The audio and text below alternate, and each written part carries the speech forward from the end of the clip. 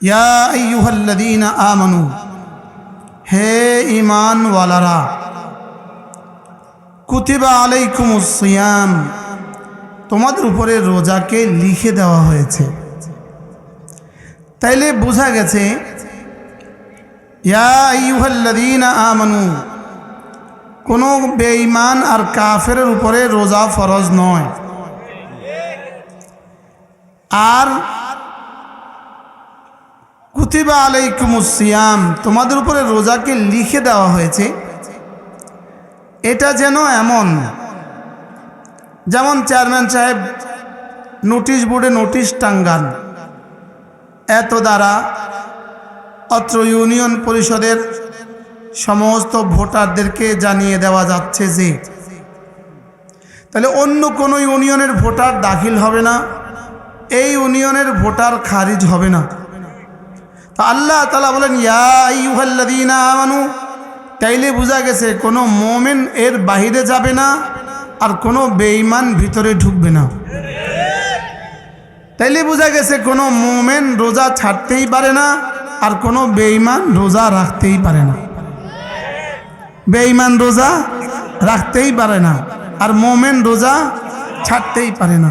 হ্যাঁ, রব্বে কারীম কিছুটা শিথিলতা দিয়েছেন, নাবালেগ রাখতে হবে না, বেশি অসুস্থ সে পরে কাজা করবে, আর সফরে থাকলে মুসাফির সে পরে কাজা করবে।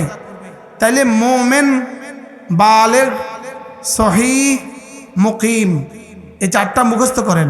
মুমিন, বালেগ, সহিহ, মুকিম। মুমিন মানে বেঈমান না, বালেগ মানে নাবালেগ না, সহিহ মানে অসুস্থ না, মুকিম মানে সফরে না, মুসাফির না। এই চার শ্রেণীর উপরে রোজা রাখা ফরজ।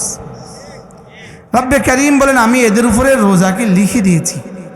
চেয়ারম্যান সাহেব যদি হালকা কোনো অর্ডিন্যান্স জারি করেন, এটা মেম্বারদের সামনে শুধু মুখে বলে দেন। আর যদি গুরুত্বপূর্ণ কোনো অর্ডিন্যান্স হয়, এটাকে লিখিত দেওয়া হয়। পুরো কোরআনে কারীমে আল্লাহ তাআলা তিনটা অর্ডারকে লিখে দিয়েছেন। এক নাম্বার কুতিবা আলাইকুমুস সিয়াম, দুই নাম্বার কুতিবা আলাইকুমুল কিতাল, তিন নাম্বার কুতিবা আলাইকুমুল কিসাস। এই তিনটাকে আল্লাহ তাআলা লিখিত দিয়েছেন, যেন লোহে মাহফুজকে নোটিশ বোর্ড বানিয়েছেন, ওখানে নোটিশ বোর্ডে এই তিন অর্ডিন্যান্স লিখা হয়ে গেছে। রোজা কিছুটা কঠিন ইবাদত, আমাদের কাছে কিছুটা কঠিন ইবাদত, আর সাহাবায়ে কেরামদের কাছে এটা হঠাৎ ইবাদত, হঠাৎ ইবাদত।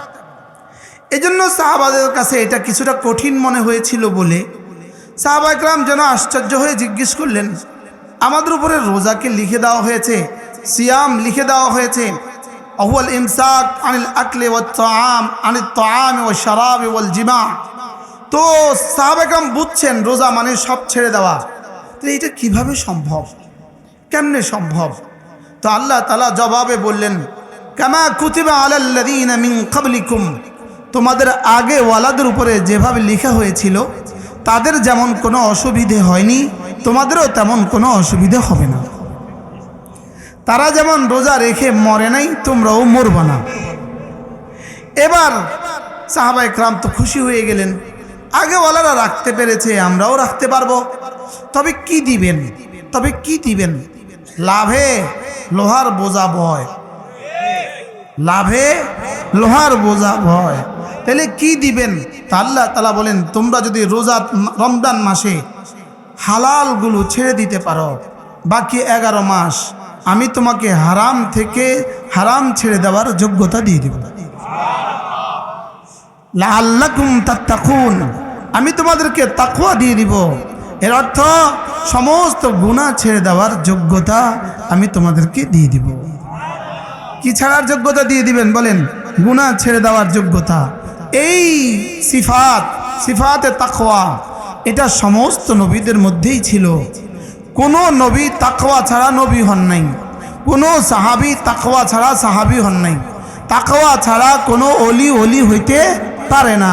তাকওয়া এমন এক দৌলত যেটা দিয়ে মানুষ মানুষ মানুষ হয়। সুবহানাল্লাহ বলেন। তাকওয়া এমন একটা দৌলতের নাম। আর তাকওয়া ওয়া হুয়া মালাকাতুন, তাকওয়া হৃদয়ের এক শক্তির নাম, হৃদয়ের এক শক্তির নাম, যে শক্তি মানুষকে সমস্ত ইবাদত করতে উৎসাহিত করে আর সমস্ত গুনাহ থেকে তাকে বাঁচায়, গুনাহ থেকে বিরত রাখে আর ইবাদত করতে উৎসাহিত করে। যেই শক্তি মালাকাতুন ফিল কলব, হৃদয়ে একটা শক্তির নাম তাকওয়া, হৃদয়ে একটা শক্তির নাম তাকওয়া। বলেন, হৃদয়ে একটা শক্তির নাম কি? তাকওয়া, যেটা মানুষকে ফরজ নামাজ, ফজরের নামাজ জামাতে পড়তে বাধ্য করে, যেটা মানুষকে ফজরের নামাজ জামাতে পড়তে কি করে, যেটা মানুষকে কুফরি থেকে বাঁচায়, যেটা মানুষকে শিরিক থেকে বাঁচায়, যেটা মানুষকে কবিরা গুনাহ থেকে বাঁচায়, যেটা মানুষকে সগীরা গুনাহ থেকেও বাঁচায়। শুধু কবিরা আর সগীরা থেকে বাঁচায় না, এটা মানুষকে সমস্ত অনর্থক কাজ থেকেও বাঁচায়, সমস্ত অনর্থক কাজ থেকেও কি বাঁচায়। কিছু কাজ আছে যেগুলোতে সওয়াবও হয় না, গুনাহও হয় না। কিছু কাজ এমন আছে সওয়াবও হয় না, যেমন এর মধ্যে একটা কাজ হলো পান খাওয়া, সওয়াবও হয় না, গুনাহও হয় না। বলেন, পান খাওয়া একটা কাজ, কিন্তু এটা কি হয় না, সওয়াবও হয় না, গুনাহও হয় না। লেকিন মানুষের কলিজা যদি প্রচন্ড তাকওয়া থাকে, সে বেহুদা কাজটাও আর করে না। সুবহানাল্লাহ বলেন। তাকওয়া মানুষকে শিরিক থেকে বাঁচায়, কুফরি থেকেও বাঁচায়, গুনাহে কবিরা থেকেও বাঁচায়, গুনাহে সগীরা থেকেও বাঁচায়, লাগব থেকেও বাঁচায়, বেহুদা কাজ থেকেও বাঁচায়, অনর্থক কাজ থেকেও বাঁচায়। যেমন শুধু শুধু ছবি তোলা, এটা অনর্থক কাজ। শুধু অনর্থক নয়, এটা হারাম। এটা কি বলেন? বিনা প্রয়োজনে ছবি তোলা কি বলেন? হারাম। আবার বলেন, বিনা প্রয়োজনে ছবি তোলা কি? হারাম। এই তাকওয়া যার যে পরিমাণ হবে, সে এই ছবি তোলা থেকে বেঁচে থাকবে, সে এই ছবি তোলা থেকে কি থাকবে বলেন? বেঁচে থাকবে। সে বিনা প্রয়োজনে আর কি তুলবে না, সে বিনা প্রয়োজনে আর ছবি তুলবে না। এরকম অসংখ্য বুজুর্গদের ঘটনা ছিল, ছবি তোলা ছাড়া হজে যাওয়া যেত না, তারা জীবনে হজেই করে নাই ছবি তোলার ভয়ে। কি বলছি বলেন? এটা এমন একটা গুনাহ, যেটা গুনাহে বেলাজ্জাত, কোনো মজা ছাড়াই গুনাহ হয়ে গেল। কি বলছি বলেন তো? কোনো মজা হইল না, গুনাহ হয়ে গেল।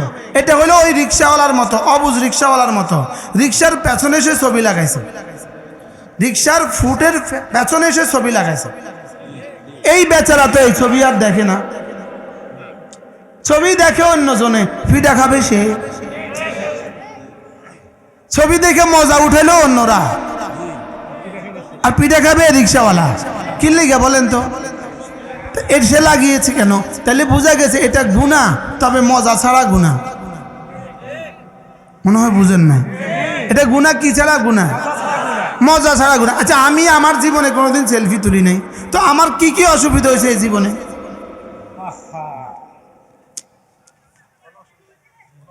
আলহামদুলিল্লাহ, পৃথিবীর অনেক শহরে যাওয়ার সৌভাগ্য আমার হয়েছে, যে শহরগুলোর নামও আপনারা জানেন না, লেকিন আমি জীবনে কখনো ছবি তুলি নাই। ইন্না লিল্লাহ বলেন না, ইন্না লিল্লাহ, না না, ইন্না লিল্লাহি ওয়া ইন্না ইলাইহি রাজিউন। বারহাল তাকওয়া কাকে বলে? সমস্ত গুনাহ থেকে বাঁচা। বলেন, সমস্ত গুনাহ থেকে কি করা? বাঁচা। মূলত মানুষ গুনাহ করে কেন?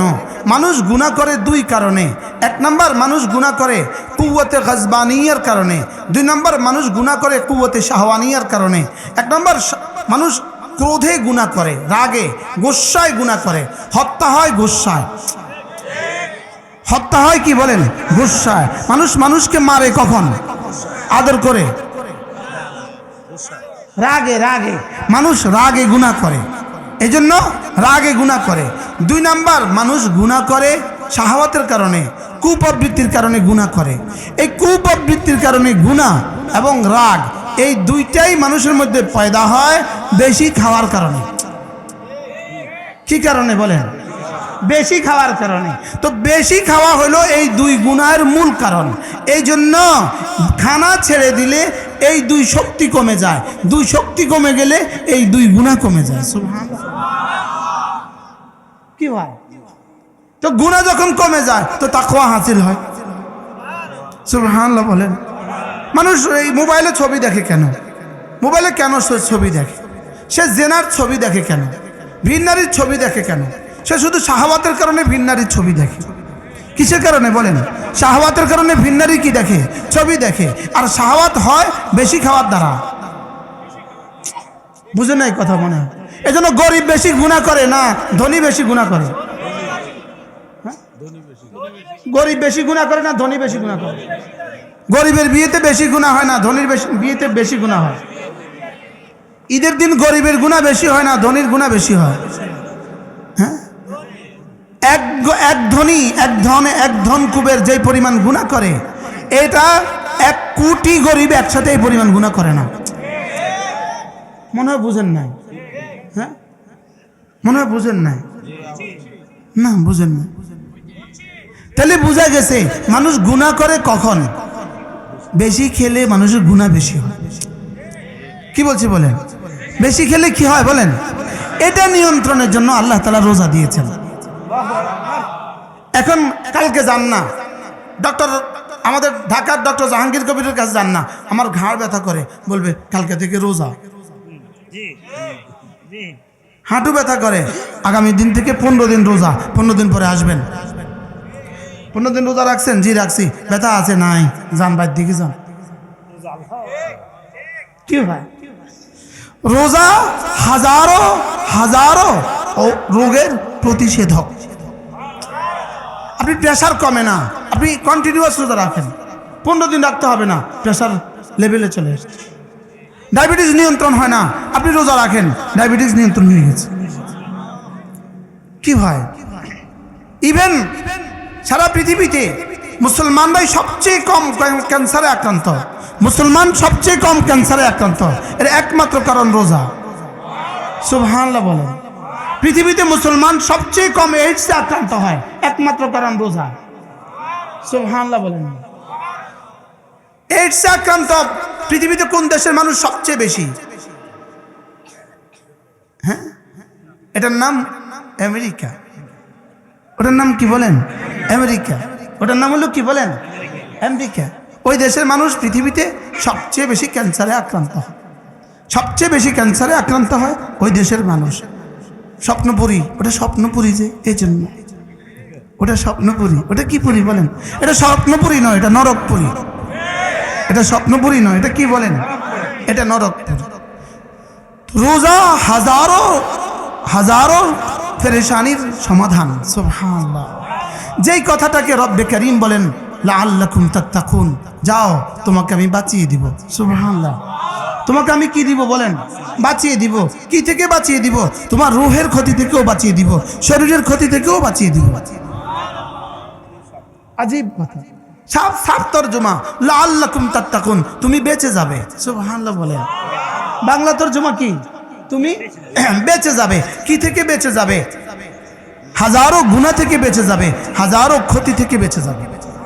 যেই কথাটাকে রব্বে কারীম সামনে শব্দে বলেছেন ওয়াং তাসুমু খায়রুল লাকুম, জানো রোজা রাখাটা তোমাদের জন্য অনেক ভালো। রোজা রাখাটা বলেন তোমাদের জন্য অনেক ভালো। যেমন ধরেন আপনি দুধ কিনতে যাবেন, তো বাজারে 10 জন দুধ বিক্রি করে, আপনি অটোওয়ালাকে জিজ্ঞেস করলেন এই কোন দুধটা ভালো, তো অটোওয়ালা বলবে ওইদিকে একটা লাল গামছাওয়ালা বেটা দেখবেন, ওর দুধটা ভালো। শুধু একটা অটোওয়ালা বলেছে ওর দুধটা ভালো, আপনি এখন গিয়ে লাল গামছাওয়ালা খোঁজেন। বাস্তব না বাস্তব? এই জন্য এখন অটোওয়ালারা দেখবেন, অটোওয়ালারা সিএনজিওয়ালারা ভোট চায়। আসলে এটারে 500 টাকা দিচ্ছে। প্যাসেঞ্জার উঠলে বলে মা ভোটটা কারে দিবেন, অমুক খুব ভালো। এটার বিনিময়ে বিকেলবেলা 500 টাকা। বিকেলবেলা কি 500 টাকা।